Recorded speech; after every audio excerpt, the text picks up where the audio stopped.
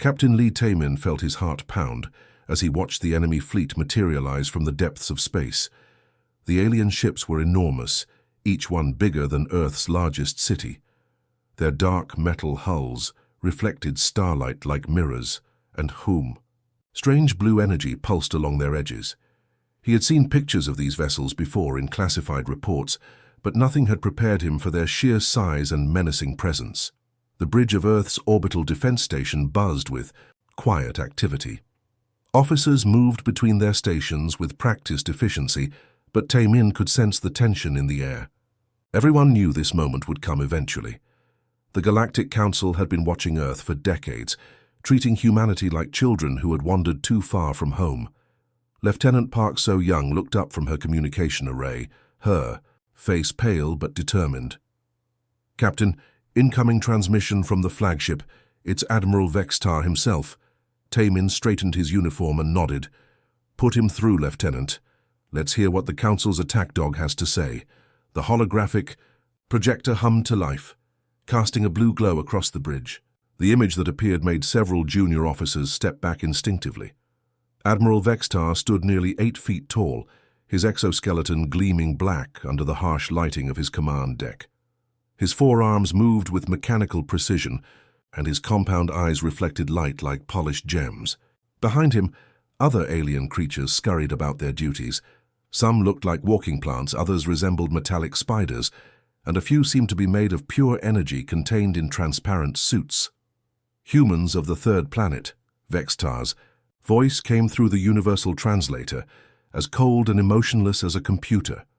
"Your species has been observed and evaluated by the Galactic Council. We have determined that you are suitable for integration into our civilization as a servant class." Lieutenant Kim Woobin, the station's tactical officer, kept his expression neutral, but his fingers tightened on his control panel. He had spent years studying Council battle tactics, waiting for this exact moment. "You will surrender all military assets immediately," the alien admiral continued, his mandibles clicking together with each word. "Your governments will be dissolved, and your people will be relocated to designated work worlds throughout Council space. This is not a negotiation. This is an ultimatum." Commander Choi Min-ah, Earth's highest-ranking military officer present, stood beside Taemin with her arms crossed. She had fought in the underground resistance on 3 different worlds before making her way back to Earth with crucial intelligence about Council weaknesses. Her scarred face remained emotionless as she listened to the alien's demands. "Your compliance will ensure your species' survival," Vextar added. "Resistance will result in the complete sterilization of your world. We have performed this procedure on 47 other planets. Your fate is entirely in your hands." The bridge fell silent except for the gentle hum of life support systems. Through the viewports, Earth hung below them like a blue and white jewel, unaware that its future was being decided in space above. Taemin stepped forward, his voice steady and calm. "Admiral Vextar, humanity appreciates the Council's generous offer. However, such an important decision requires careful consideration by our world leaders. We request 24 standard hours to discuss your terms." The alien's head tilted slightly, a gesture that somehow managed to convey both surprise and contempt. Several of his bridge crew made chittering sounds that the translator couldn't interpret. Clearly, they had expected immediate surrender. "Your species continues to demonstrate the arrogance that necessitates your subjugation," Vextar replied. "Very well. You have 12 standard hours. When that time expires, you will transmit your unconditional surrender, or we will begin orbital bombardment of your major population centers." The transmission ended abruptly, leaving the bridge in darkness once again. For a moment, nobody spoke. Then Lieutenant Park So-young turned to her, Captain with a slight smile playing at the corners of her mouth. "Sir, shall I send the activation signal?" Taemin looked around at his crew. These men and women had volunteered for what everyone assumed would be a suicide mission. They had families on Earth, dreams and hopes for the future, but they had chosen to stand guard in the cold emptiness of space. Now, after years of preparation and sacrifice, the moment had finally arrived. "Send it, Lieutenant," he said quietly. Park So-young's fingers danced across her console, transmitting a coded signal that spread outward from Earth at the speed of light. The message was simple, just a few numbers that meant nothing to anyone. Listening. But across the solar system, automated receivers picked up the signal and began awakening systems that had been dormant for decades. In the asteroid belt, what the Council believed were simple mining platforms began to unfold like mechanical flowers. Near Jupiter, massive structures that had been disguised as research stations started powering up weapons that had never appeared on any public blueprint. Even the moon itself seemed to shimmer as hidden defensive systems came online. Commander, Choi Minna placed a hand on Tai Min's shoulder. The trap is set, Captain. Now we wait and see if our enemies are as arrogant as we hope they are. As alarms began sounding throughout the Council fleet, humanity prepared to show the galaxy what happened when predators underestimated their prey. The countdown timer on Admiral Vextar's command screen showed 11 hours and 59 minutes since the ultimatum began. His insectoid features remained calm as he prepared to receive humanity's surrender. Around him, his mixed crew of alien species went about their duties with the confidence of inevitable victory. "Sir," called out his sensor technician, a tall, pale creature from the Rigel system whose large black eyes never blinked. "I'm detecting unusual energy fluctuations throughout the solar system." Vextar's forearms continued working at his command console without pause. Probably their primitive power grids failing under stress. These young species always panic when faced with superior force. But the Rigelian's expression grew more concerned as he studied his readings. "Admiral, these aren't power fluctuations. Something is happening to space itself. The quantum signatures are changing. Across the void, space began to ripple like water, disturbed by an unseen stone. The effect started small, just tiny distortions that bent starlight in impossible ways. Then it spread, creating waves of shimmering energy that rolled across the solar system like an invisible tide. What in the name of the first builders is that?" Vextar demanded, his compound eyes focusing on the main display screen. The answer came in the form of massive objects suddenly appearing where empty space had been moments before. What the Council fleet had scanned as barren asteroid fields now revealed themselves to be something far different. Enormous space stations unfolded from nothingness, their stealth systems finally deactivating after decades of patient waiting. "Sir, I'm counting over 300 new contacts," the sensor operator reported, his voice cracking with disbelief. "They're appearing everywhere, around Earth, near the moon, in the asteroid belt, even out by Jupiter." The mining platforms that had seemed so primitive during the Council's reconnaissance missions transformed before their eyes. Metal plating slid away to reveal sleek weapon batteries that gleamed with deadly purpose. Solar collectors folded back to expose launch bays filled with fighter craft. What had appeared to be simple ore processing equipment revealed itself as sophisticated targeting systems and shield generators. But the most shocking revelation came when the human warships themselves began to materialize. These weren't the crude vessels the Council expected from a young species. They were elegant predators, their hulls smooth and dark as night, covered in energy fields that made them difficult to see even when they were right in front of you. Commander, Song Jiwoo stood on the bridge of the Earth battleship Defiance as her ship completed its phase transition directly above the Council flagship. Her crew worked with quiet efficiency around her, their movements precise and practiced. She had trained for this moment for 15 years, ever since she had escaped from a Council slave world as a teenager. "Communications, open a channel to the Council fleet," she ordered calmly. Lieutenant Yoon Jae-ho nodded from his station. "Channel open, Commander." Song stepped forward, her voice carrying the authority of someone who had seen the Council's cruelty firsthand. "This is Commander Song Jiwoo of the Terran Defense Force. Admiral Vextar, you and your fleet are completely surrounded." On the Council flagship, chaos erupted as junior officers realized their situation. The human fleet hadn't just appeared, they had positioned themselves perfectly to cut off every escape route.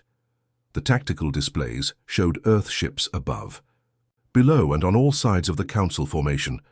"Impossible," Vextar snarled, his mandibles clicking rapidly in agitation. "Our deep space sensors monitored this system for decades. We detected primitive chemical rockets, basic fusion drives. Crude orbital habitats. Song's smile was cold as winter space. Your sensors detected exactly what we wanted them to detect, Admiral. Every signal you intercepted, every energy reading you recorded, every piece of intelligence you gathered, we fed it all to you. The truth hit the alien commander like a physical blow. Humanity hadn't stumbled blindly into space. They had been deliberately broadcasting false technological signatures while secretly developing weapons and ships that were generations ahead of what they appeared to possess. For 50 years, we've been watching you watch us, Song continued. We learned your patrol routes, your scanning frequencies, your tactical preferences. We built our entire defense strategy around the assumption that you would underestimate us. Lieutenant Park Min-ji called out from her weapons station. Commander, all battle groups report ready to fire. We have target locks on every council vessel. The human fleet was a thing of beauty and terror, ships that existed partially in normal space and partially in dimensions the council didn't even know existed, fighters that could phase in and out of reality to avoid incoming fire, weapons that could target an enemy's will to fight rather than just their physical hull. You have 30 seconds to surrender, Song announced. Lower your shields and prepare to be boarded. Your crews will be treated humanely according to our laws of war, something your council never bothered to develop. Vextar looked around, his bridge at the faces of his crew. Fear had replaced confidence in their expressions. His tactical officer, a reptilian creature from the Vega colonies, shook his head slowly. Sir, their weapon signatures don't match anything in our databases. We have no defense protocols for this technology. How is this possible? The Admiral whispered. Song heard the question through the open channel and decided to answer it. Because, Admiral, you made the same mistake every bully makes. You assumed that quiet meant weak, that peaceful meant helpless. You never considered that we might be choosing not to show you what we were really capable of.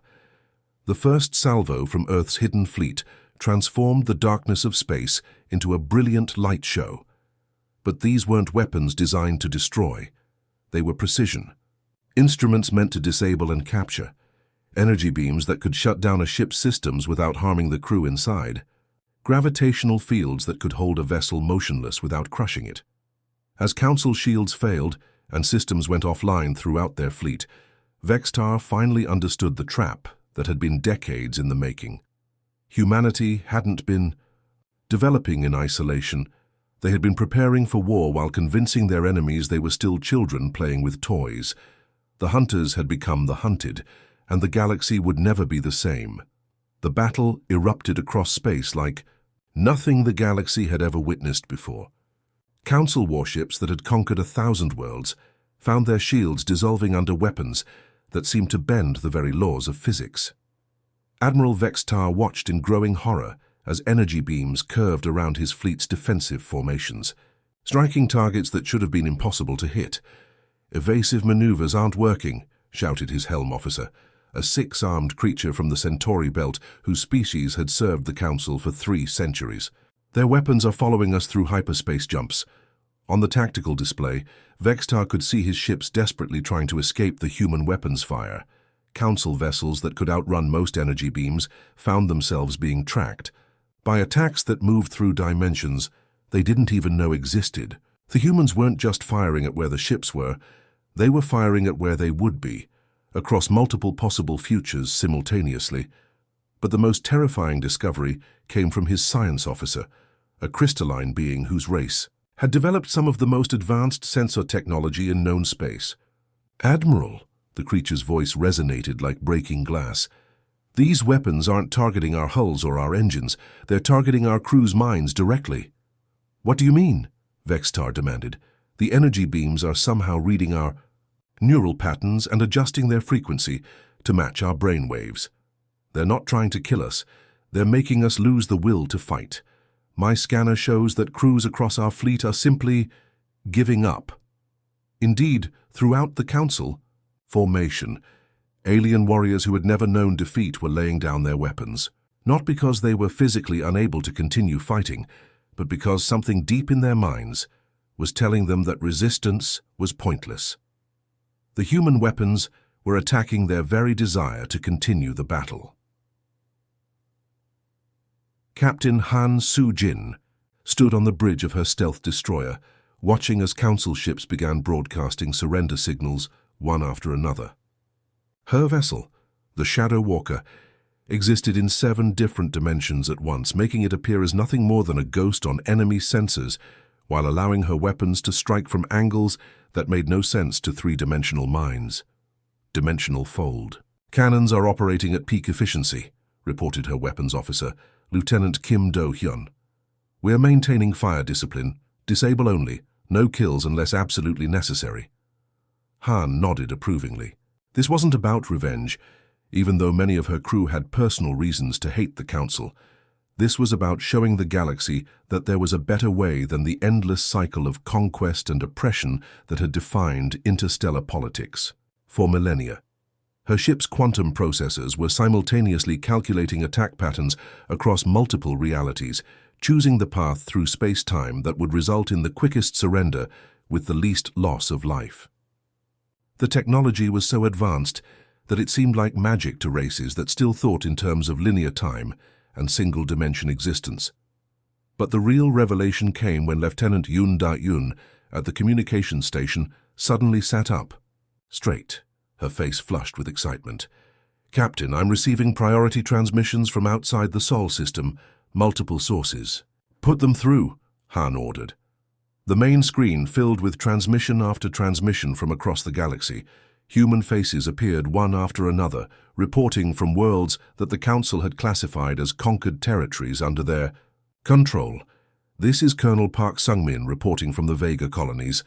Operation Awakening is complete. All Council forces have surrendered. The orbital defense platforms they thought were mining stations have revealed their true purpose." "Commander, Lee Hyo-jin here from the Rigel sector.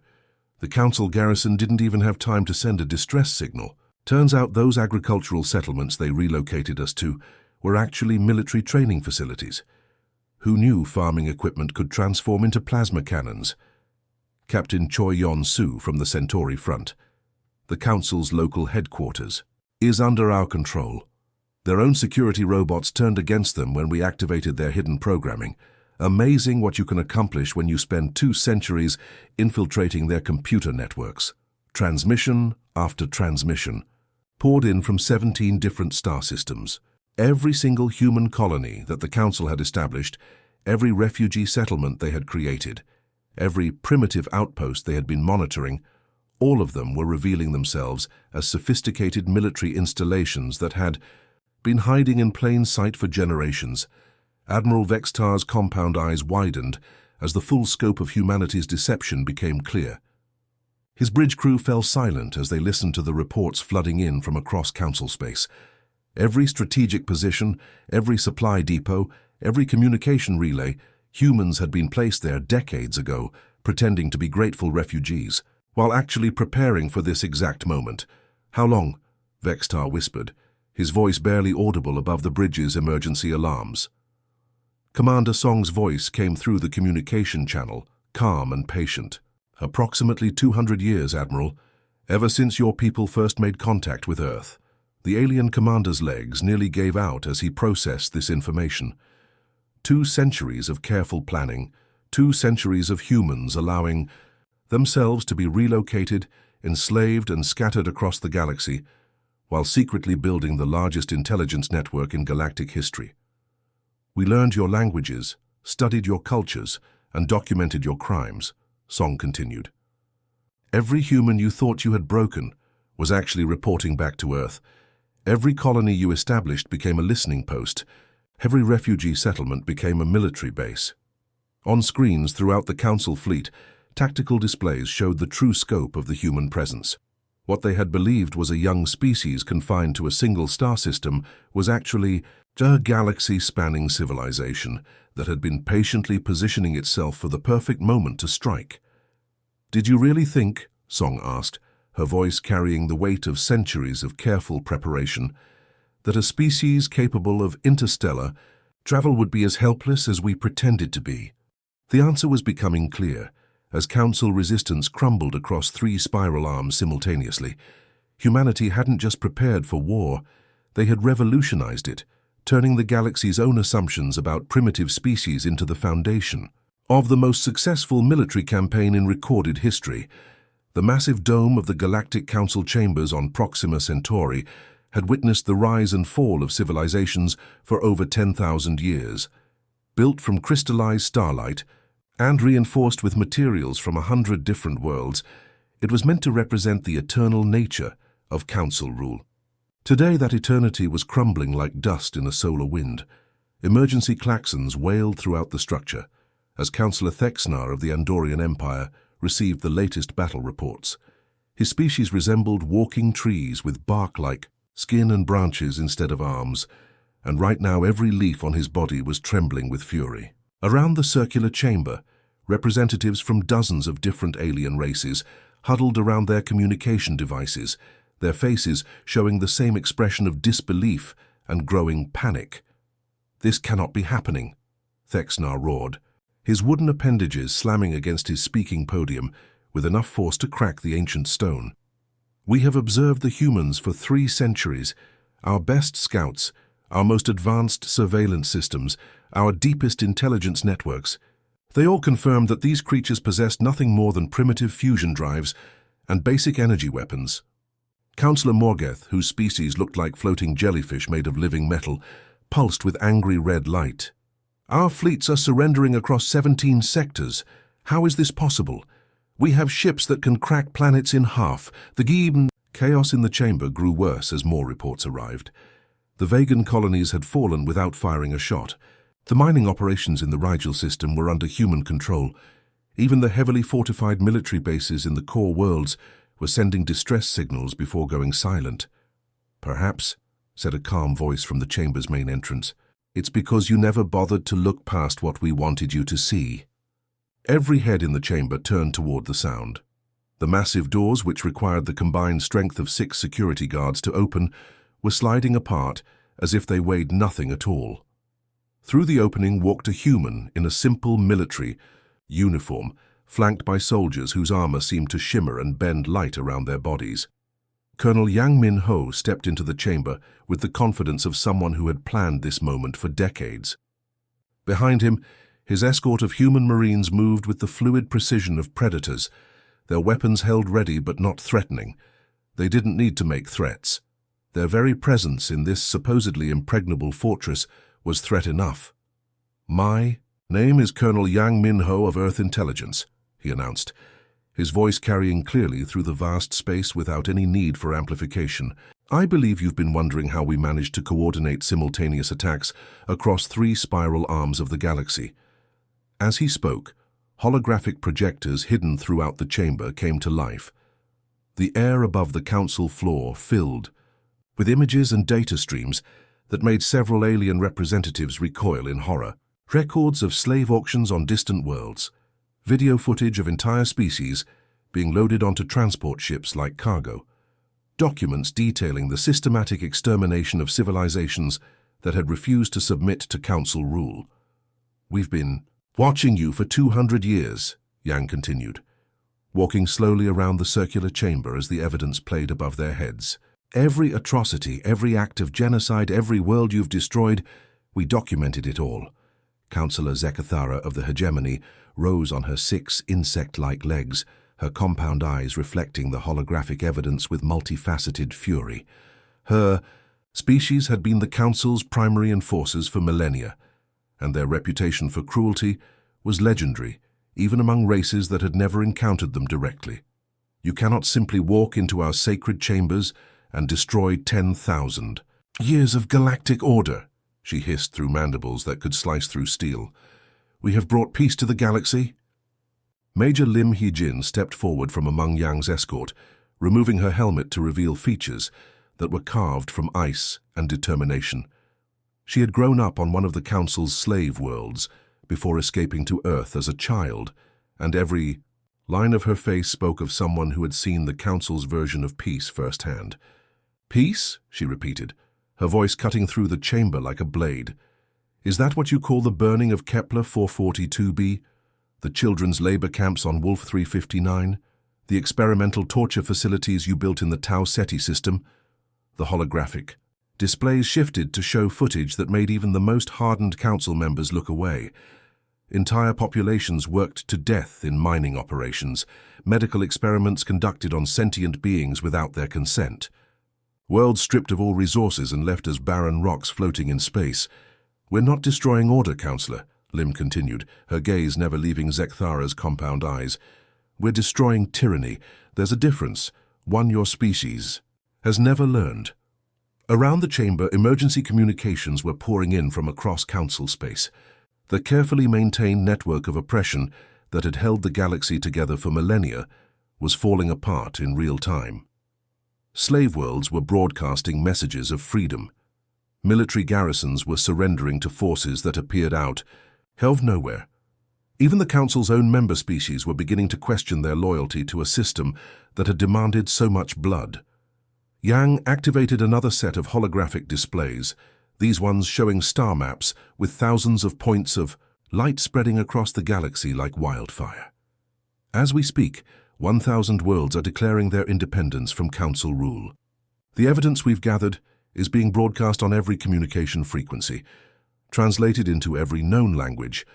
Councillor Bexhai, whose crystalline form reflected light in patterns that indicated extreme distress, spoke in a voice like breaking glass.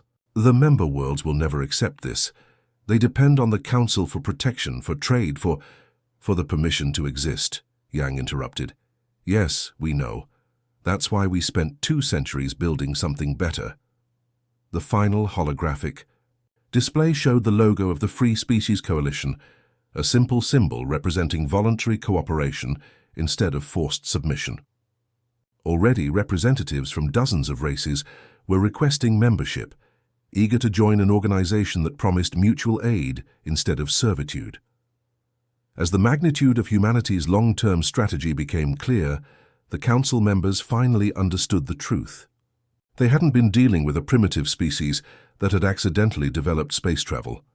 They had been studied, analyzed, and ultimately judged by a civilization so advanced that they had transcended the very concept of ruling through fear. The age of the Galactic Council was ending not with the crash of weapons, but with the quiet revolution of hope spreading across the stars. The Great Assembly Hall on New Terra stretched for miles in every direction, its transparent dome showing the brilliant stars of the Proxima Centauri system. 6 months had passed since the day humanity revealed its true nature to the galaxy, and today marked the birth of something unprecedented in galactic history, a government built on freedom rather than fear. President Park Ji-ho stood at the center of the massive amphitheater, surrounded by representatives from over 300 worlds. The sight still amazed him every time he looked out at the gathered delegates. Beings that had never been allowed to speak for themselves now sat as equals, their voices finally free to be heard. There were the crystalline entities from the Vega system, their bodies catching and reflecting light in patterns that served as their language. The floating gas bag creatures from Jupiter's moons hovered above their designated areas, their bioluminescent patches glowing with excitement. Former slave species that had been forced to work in council mines now wore the ceremonial robes of free ambassadors. 6 months ago, Park began, his voice carrying clearly through the hall's advanced acoustic systems, the galaxy was ruled by fear. Today we gather not as conquerors and conquered, but as partners in building something better. In the detention facility on Luna, former Admiral Vextar pressed his face against the reinforced window of his cell. The proceedings were being broadcast throughout the solar system, a deliberate choice by the humans to show their former enemies that this new order was built on transparency rather than secrecy. The insectoid admiral's compound eyes tracked the movements of the guard making her rounds. Sergeant Kim Na-yoon had been assigned to the high security wing where former council leadership was being held. She was young for a human, probably no more than 30 standard years, but she carried herself with the quiet confidence of someone who had seen real combat. "Sergeant," Vextar called out as she passed his cell, "may I ask you something?" Kim paused, considering the request. The former admiral had been cooperative during his detention, answering questions about council operations and providing intelligence that had helped liberate dozens of slave worlds. She nodded and approached his containment unit. "You may speak." she replied, keeping her distance but showing no fear. "I have been watching these proceedings for days," Vextar said, gesturing toward the screen showing the coalition assembly. "Your leaders speak of cooperation, of voluntary participation, of species working together as equals. But you defeated us completely. You could rule the galaxy by force if you chose to. Why do you not take what you have won?" Kim was quiet for a moment, considering how to explain something that seemed obvious to humans, but revolutionary to the rest of the galaxy. "Do you understand now, Admiral? Our technology was never our true weapon." Vextar's mandibles clicked, in what might have been confusion or understanding. "I have been thinking about this for months. Your ships, your weapons, your ability to hide entire fleets, all of it was impressive. But you are correct. That was not what defeated us." "No," Kim agreed, settling into a chair outside his cell. "Our greatest weapon was an idea, the belief that no sapient being should be forced to kneel to another. We spent 2 centuries planting that idea across the galaxy, nurturing it, protecting those who believed in it."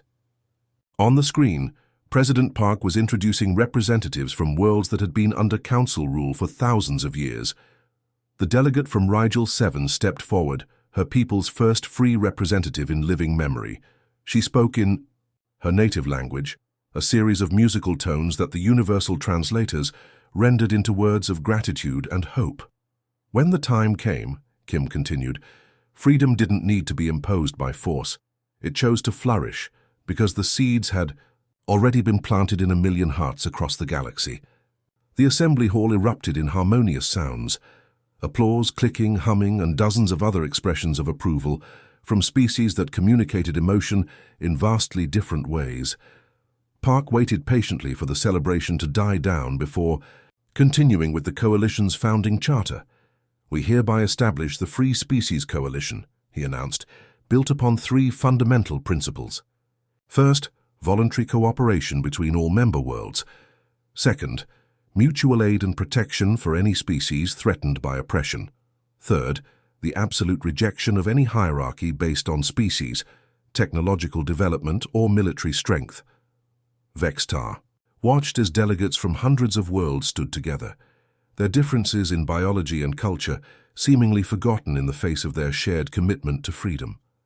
Many of these beings had been enemies of each other under council rule, forced to compete for resources and favor.